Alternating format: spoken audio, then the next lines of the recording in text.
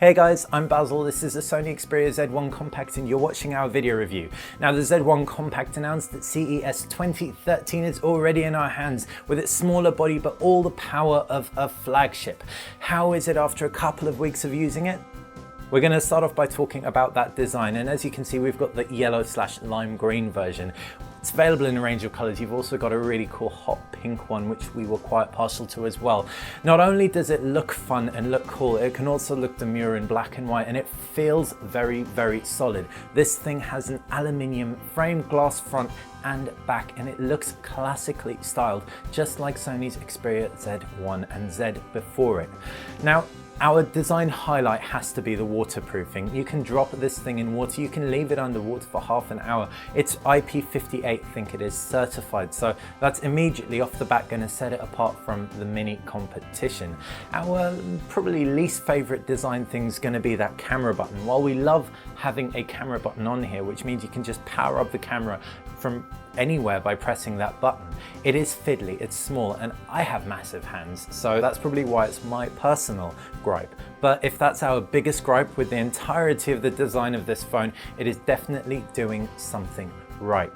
If we look at the screen, you've got a 720p IPS panel. Now what that means is you haven't got as many pixels per inch, i.e. it's not as sharp as the Xperia Z1, but the fact it's an IPS panel means you've got better viewing angles, richer colors, as well as better color accuracy, and you've got some very nice deep blacks by comparison to the Z1 before it. All in all, therefore, we think it is a worthwhile compromise, as a phone that's 4.3 inches isn't going to be a multimedia powerhouse that you need oodles and oodles of sharpness for, plus it's still sharper than an iPhone 5S, for example.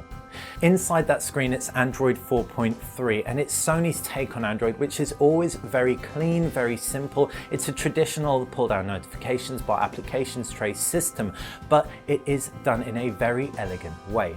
One thing we would like Sony to do is advance it a little bit. We've seen this UI on a few devices now. It's pretty much unchanged since the Xperia Z Ultra, and even that was a minor change over the Xperia Z before it. If you pull down the notifications bar, for example, you can't long press any of the quick toggles like you can in stock Android, for example, to go straight into the menu settings for them. So just little things like this are actually inferior to stock Android, which they weren't before, and that's why we want Sony to update everything come MWC. Multimedia wise, the Sony Xperia Z1 Compact kind of wipes the floor with the competition a little bit. Well, it does with the HTC One Mini and Samsung Galaxy S4 Mini, not least of all thanks to its 20.7 megapixel camera. Now this is an f2 camera, that's the aperture of the lens, so it's going to get loads of light in. It's got a really color accurate flash. Pictures give great amounts of detail even when you're not taking 20.7 megapixel pictures, because this thing shoots 8 megapixel pictures in full automatic mode by doing something called oversampling, grabbing a load of pixels and then squishing them into a smaller file size picture that is ultimately more accurate. Well, that's the plan, and we have to attest to the fact that it kind of does work on this phone. We've done a camera comparison with the iPhone 5S, link below, and this little critter won out, even though it's significantly cheaper.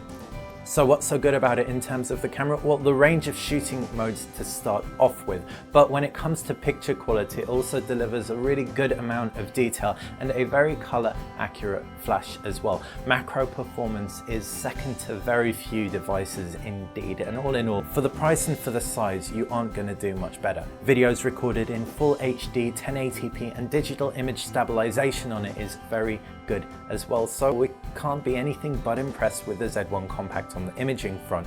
As far as multimedia goes on it, you've got all of Sony's standard services, music and video unlimited, for example, and if you're not subscribed to them, Android offers a plethora of ways to get video and music on here, such as Spotify, Netflix, BBC iPlayer if you're in the UK, etc. So yeah, generally a very, very good phone. If you do watch loads and loads of movies and videos on your phone, then it might be a little bit small for you, and if you're a complete gadget fiend, then the Xperia Z Ultra is definitely better, but the camera on this thing is a top-notch joint with the Z1. Now, we benchmarked the Sony Xperia Z1 Compact against all the key players on the market, including its bigger brother and including the Samsung Galaxy Note 3, and we titled it the most powerful phone on the market. Head over to BTEX and you can read the article. And it's kind of true, it kind of isn't. The reason it isn't true is because it's got a lot of the same specs as found in a lot of flagships out there. Snapdragon 800 processor clocked at 2.2 gigahertz, and it's also got 2 gig of RAM. What makes it so powerful on paper is the fact you've got a 720p screen, putting less pressure on that processor and using less of that RAM. So that's why it actually beats the Samsung Galaxy Note 3 in a shed load of benchmarks. Impressive stuff? We think so. Definitely perfect for someone who wants some power but doesn't want all that size. As far as connections go, it is also incredibly well connected with everything bar an infrared blaster. What does that all stack up to? Well, you've got LTE, you've got Wi-Fi, obviously Wi-Fi direct, Bluetooth Low Energy 4.0, you've got NFC as well on the back for Sony's one-touch pairing system. All the key ports are under flaps, save for the 3.5mm headphone jack. That's to ensure the waterproofing. You're going to get everything you want on here and excellent battery life as well. At CES, we weren't convinced the 2300 milliamp battery in this thing would see us through a full day. Fortunately, we were completely wrong, because we got through more than a full day. Aside from the fact this thing has battery stamina mode, which means when the screen's off, you won't be using applications unless they're whitelisted. Without that even switched on, we could definitely use this phone from morning through to night, and we're relatively heavy power users. In a nutshell, the Sony Xperia Z1 Compact is our favorite Android phone out right now. Not only does it couple great looks with a really good fit in the hand and a fantastic camera, it also has stacks and stacks of personality and all the power and connectivity options you could want.